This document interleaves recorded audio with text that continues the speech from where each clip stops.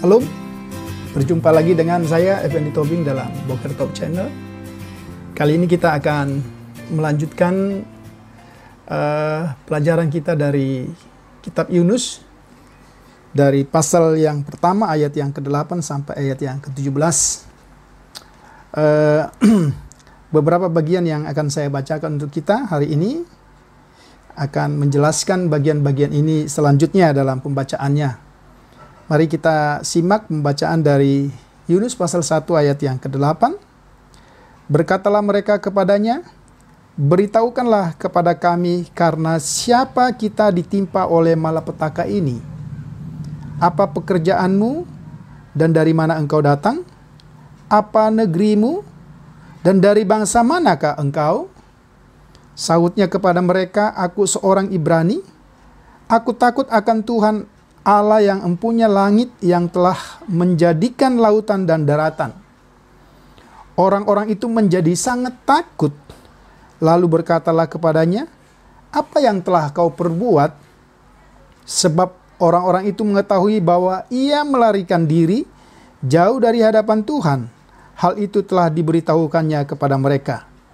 Bertanyalah mereka, akan kami apakan engkau supaya laut menjadi reda dan tidak menyerang kami lagi, sebab laut semakin bergelora. Sahutnya kepada mereka, angkatlah aku, campakkanlah aku ke dalam laut, maka laut akan menjadi reda dan tidak menyerang kamu lagi. Sebab aku tahu bahwa karena akulah badai besar ini menyerang kamu. Lalu berdayunglah orang-orang itu dengan sekuat tenaga untuk membawa kapal itu kembali ke darat. Tetapi mereka tidak sanggup, sebab laut semakin bergelora menyerang mereka. Lalu berserulah mereka kepada Tuhan, katanya, ya Tuhan, janganlah kiranya engkau biarkan kami binasa karena nyawa orang ini, dan janganlah engkau tanggungkan kepada kami darah orang yang tidak bersalah, sebab engkau Tuhan telah berbuat seperti yang kau kehendaki. Kemudian mereka mengangkat Yunus, lalu mencampakkannya ke dalam laut, dan laut berhenti mengamuk. Orang-orang itu menjadi sangat takut kepada Tuhan, lalu mempersembahkan korban sembelihan bagi Tuhan, serta mengikrarkan nazar.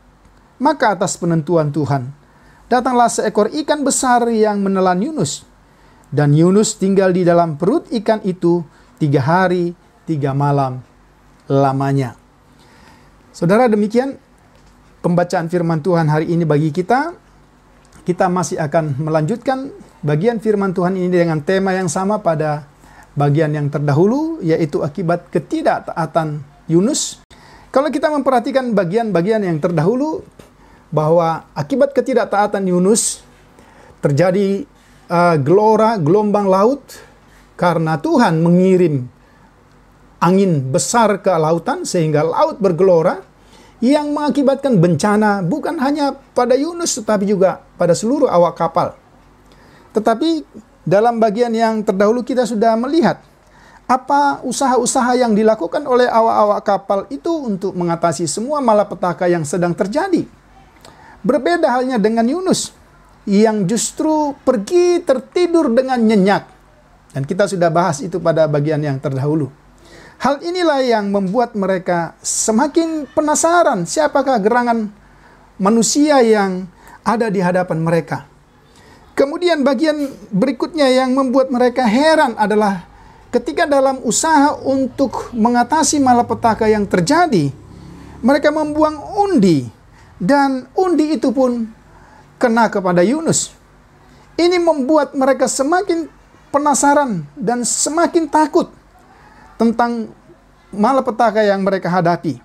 Itulah sebabnya dalam ayat yang ke-8 dan ayat-ayat seterusnya seperti yang sudah dibacakan tadi, awak kapal, nahkoda kapal dan awak kapal ini mencoba membuat interogasi kepada Yunus untuk mengetahui siapa sesungguhnya Yunus.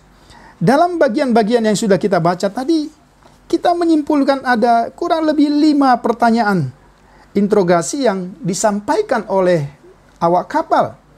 Yang pertama, siapakah penyebab malapetaka ini? Mereka bertanya kepada Yunus. Kemudian yang kedua, apa pekerjaanmu? Yang ketiga, dari manakah engkau berasal? Yang keempat, apakah nama negerimu? Kemudian yang terakhir, apa nama bangsamu? Pertanyaan-pertanyaan ini tentulah didasarkan kepada semua kejadian yang mereka alami sebelumnya. Kemudian kalau kita melihat pertanyaan-pertanyaan yang diajukan kepada Yunus pada waktu itu, tidak serta-merta dijawab Yunus sebagaimana yang diharapkan. Tetapi jawaban Yunus pada ayat yang ke-9, sahutnya kepada mereka, "Aku seorang Ibrani." Dia menjawab pertanyaan nomor 3, 4, dan 5 sekaligus. Dia tidak menjawab siapa yang menyebabkan malapetaka sebagaimana yang ditanyakan. Tapi jawaban Yunus justru berkata, "Aku seorang Ibrani, dan kepada Tuhan Allah aku telah takut." Ini yang kita lihat. Yunus tidak mengakui kesalahannya. Yunus tidak mengakui siapa penyebab malapetaka ini. Tapi dia pertama-tama ingin menunjukkan jati dirinya sebagai orang Yahudi, orang Ibrani. Saudara, kita melihat di sini ada rasa superioritas yang dimiliki oleh Yunus atas bangsa-bangsa lain. Sehingga jawaban Yunus ini menunjukkan kebanggaan Yunus sebagai bangsa Israel.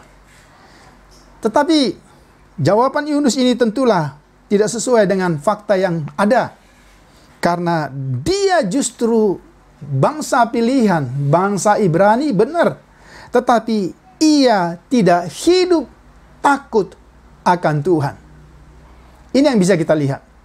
Jadi jawaban Yunus justru menunjukkan identitasnya secara jelas, tetapi juga menunjukkan siapa dia menjadi seorang nabi yang tidak takut akan Tuhan. Tetapi bagian yang kedua dari jawaban-jawaban yang diberikan oleh Yunus, Yunus justru juga menjelaskan bahwa ia bangsa Yahudi, orang Ibrani, memiliki perbedaan dengan bangsa lain. Yang ketiga, dari jawaban Yunus ini, maka Yunus juga ingin sedang menjelaskan kepada awak kapal dalam semua kondisi yang ada pada waktu itu, bahwa Yahweh, Tuhan Israel itu adalah Tuhan yang berbeda dengan Tuhan atau ilah-ilah yang sementara dipercayai oleh bangsa-bangsa kafir, termasuk awak-awak kapal yang ada bersama-sama dengan dia. Barulah pada bagian yang terakhir, dia menjelaskan bahwa dialah penyebab semua malapetaka itu terjadi. Dalam bagian ini kita melihat pertanyaan awak kapal, kemudian jawaban Yunus. Bagian yang berikutnya kita lihat apa respon mereka setelah Yunus menjelaskan siapa dirinya. Sekarang muncul ketakutan yang baru. Ketakutan yang berbeda. Kalau di dalam ayat yang ke-5 kita lihat ketakutan mereka adalah ketakutan karena bencana, karena angin atau badai yang sedang ingin membuat malapetaka itu terjadi atas hidup mereka. Tetapi ketakutan yang berikut tidak hanya sekedar karena angin atau badai, tapi pengakuan Yunus tentang siapa dirinya, tentang siapa Yahweh, membuat awak kapal memiliki ketakutan yang berbeda. Mereka tidak hanya berhadapan dengan badai, tapi mereka sedang berhadapan dengan seorang hamba Tuhan, satu pribadi, atau berhadapan dengan Yahweh. Di dalam pembacaan itu sangat jelas, ya. Aku takut akan Tuhan Allah yang empunya langit, yang telah menjadikan lautan dan daratan. Mereka tidak hanya berhadapan dengan angin badai, tapi mereka juga sedang berhadapan dengan Tuhan pencipta angin dan badai yang mereka alami. Saudara, dengan jawaban seperti ini, maka ketakutan yang dialami mereka bukan lagi sekedar ketakutan karena bencana alam, bencana yang mereka hadapi, tapi ketakutan mereka karena mereka berada di hadirat Tuhan yang sedang menghukum hambanya. Kemudian mari kita lihat ayat yang berikutnya dari ayat yang ke-11. Setelah respon yang diberikan oleh awak kapal itu atas jawaban yang diberikan oleh Yunus tentang atas pertanyaan yang mereka ajukan, mereka tidak serta-merta membuang Yunus ke laut, tapi mereka justru menjadi takut. Mereka takut mengangkat dia dan membuang dia ke laut. Mereka masih mencoba.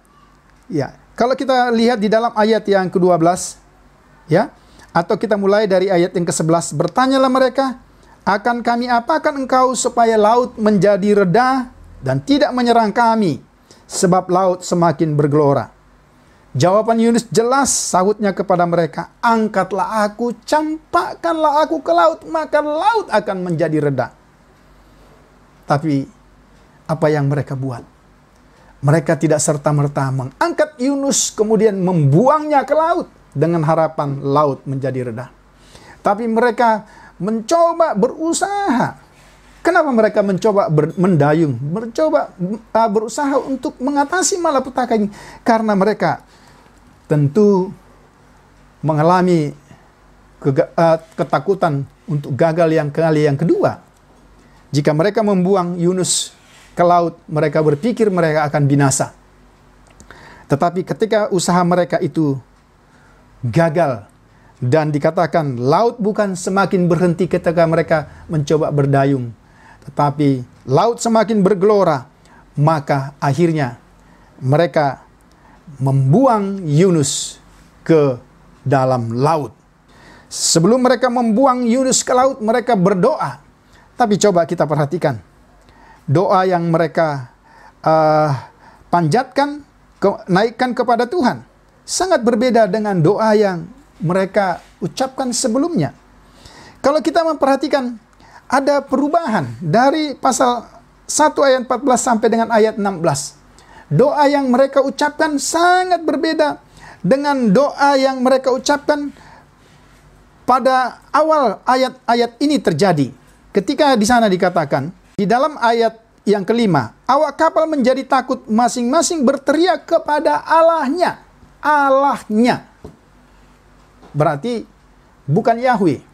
Tetapi di dalam ayat 14, berserulah mereka kepada Yahweh, Tuhannya Yunus, Tuhan Israel.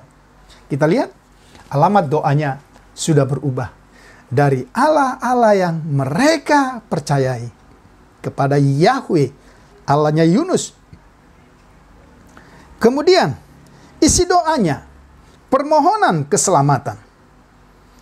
Apalagi, kemudian, yang ketiga, mereka mengakui eksistensi Tuhan. Kalau kita memperhatikan dalam pembacaan ini, sebab engkau Tuhan telah berbuat seperti yang kau kehendaki. Setelah mereka mengucapkan doa yang sudah mengalami perubahan karena perjumpaan mereka dengan pengakuan Yunus, dengan Yahweh, dengan Tuhan yang dipercaya oleh Yunus, maka kita lihat mereka kemudian membuang Yunus ke dalam lautan. Kita perhatikan dalam pembacaan ini. Saudara-saudara, ketika mereka membuang Yunus ke dalam lautan, jelas sekali ya apa yang terjadi. Kemudian mereka mengangkat Yunus lalu mencampakkannya ke dalam laut dan laut berhenti mengamuk. Saudara, kita bisa memperhatikan ada hal yang sangat prinsip dalam pembacaan ini. Bahwa ketika pelanggaran, ketidaktaatan, ketika dosa diselesaikan pada akar dosa itu sendiri, maka semua persoalan itu selesai tanpa perlu proses waktu yang lama. Dosa hanya dapat diselesaikan dengan pengakuan dan tindakan. Dosa tidak dapat diselesaikan dengan segala bentuk manipulatif atau perkataan-perkataan, tetapi dosa hanya dapat diselesaikan ketika seorang berbalik dan bertobat dan kembali kepada Tuhan. Dalam pembacaan ini sangat jelas, ketika dosa itu diselesaikan, dikatakan laut berhenti ngamuk. Kemudian ayat yang ke-16 dikatakan orang-orang itu menjadi sangat takut kepada Tuhan, lalu mempersembahkan korban sembelihan bagi Tuhan serta mengikrarkan nazar. Memang tidak dijelaskan apakah peristiwa itu pada waktu mereka masih berlayar atau sesudah mereka ada di pantai. Tetapi yang jelas, ketika mereka melihat perbuatan Tuhan yang menyelamatkan mereka, mereka menjadi sangat takut. Tapi bukan lagi takut karena bencana itu, tapi takut kepada Tuhan yang menyelamatkan mereka. Dan kita lihat, karena takut akan Tuhan itu, pada akhirnya mereka juga mempersembahkan kurban. Ada pujian, ada ucapan syukur kepada Tuhan. Ketika dosa diselesaikan, malapetaka berhenti, maka seharusnya membuat setiap orang semakin takut kepada Tuhan dan ada ucapan syukur kepada Tuhan. Ini prinsip yang kita lihat dalam pembacaan ini. Pada bagian akhir dalam pembacaan ini, dalam ayat yang ke-17, kita bisa melihat bagaimana tindakan penyelamatan Tuhan. Dan ini salah satu peristiwa spektakuler yang terdapat dalam kitab Yunus.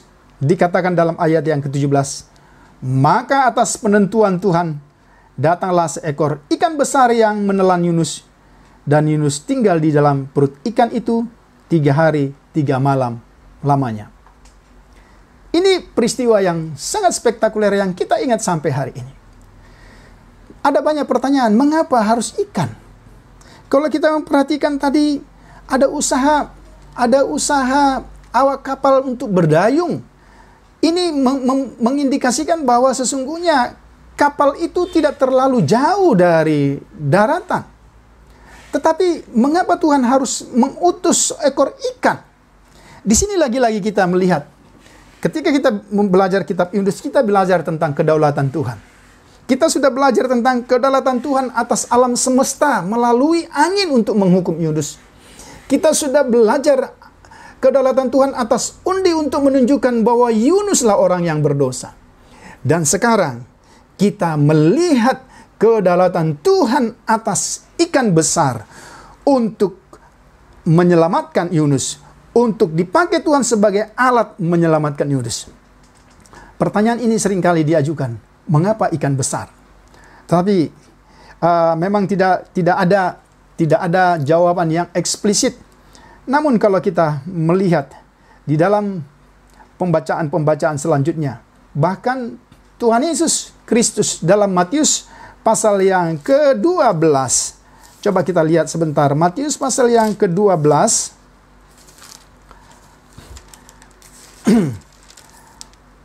Ayat yang ke-35 sampai dengan ayat yang ke-42.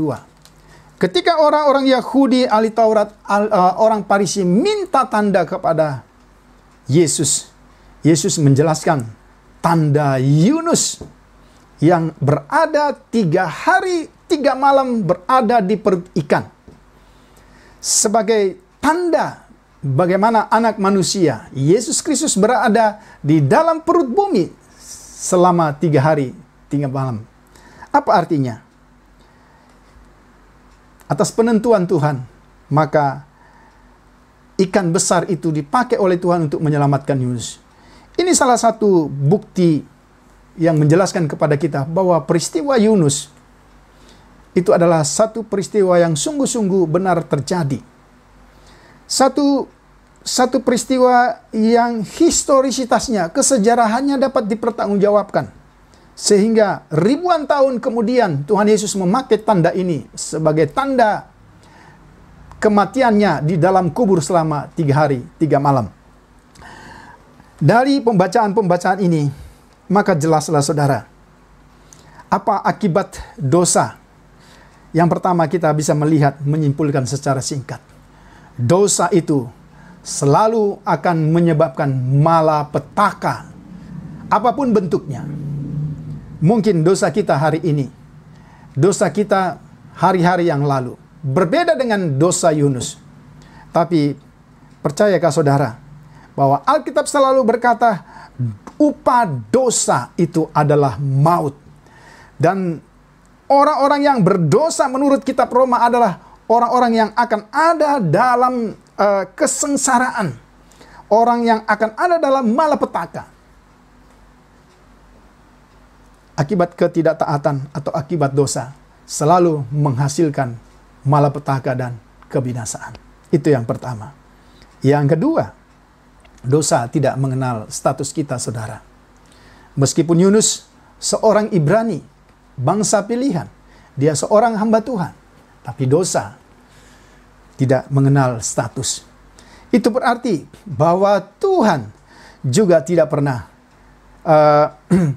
pernah memperlakukan seseorang secara tidak adil. Dosa, siapa saja pelakunya, pasti akan mendapat penghukuman. Dan penyelesaian dosa, ini yang ketiga. Penyelesaian dosa hanya akan terjadi ketika seorang mengakui perbuatannya, mengakui dosanya, bertobat, dan kembali kepada Tuhan. Ketika pertobatan terjadi, maka kita lihat bencana malapetaka sebagai akibat dosa itu secara otomatis berhenti. Karena Tuhan yang menanggung hukuman dosa itu atas hidup kita. Dan yang terakhir, ketika seorang bertobat, ya, walaupun dia harus menanggung risiko, dia harus menanggung penderitaan, konsekuensi dari dosa. Tapi kita lihat dalam pembacaan ini, ada kedaulatan Tuhan. Di dalam kedaulatan Tuhan itu kita bisa melihat kasih kemurahan Tuhan yang tidak berdiam diri, yang tidak berhenti pada penghukuman, tapi Dia mempergunakan apa saja menjadi alat di tangannya untuk menyelamatkan setiap orang yang berdosa namun bertobat kepada Tuhan. Bukankah itu yang telah dilakukan oleh Yesus bagi hidup kita? Kita yang telah berdosa, harusnya kita pun dicampakkan. Bukan hanya ke dalam lautan, tapi kita akan dicampakkan ke dalam api yang tidak akan pernah padam. Tetapi ada satu pribadi yang telah menanggung ini bagi kita. Jika kita mau kembali dan bertobat, yaitu Tuhan Yesus Kristus. Dari pembacaan ini, maka jelaslah dosa yang dilakukan oleh hamba Tuhan itu berakhir ketika ada pertobatan. Dan di dalamnya kita bisa menyaksikan kemurahan Tuhan. Kemurahan Tuhan lebih dari segala-galanya. Kiranya pelajaran kita dari kitab Yunus pasal 1 ayat 8 sampai dengan ayat 17 yang berbicara dengan tema akibat ketidaktaatan, kiranya dapat menjadi berkat bagi kita semua. Tuhan Yesus memberkati. Salam.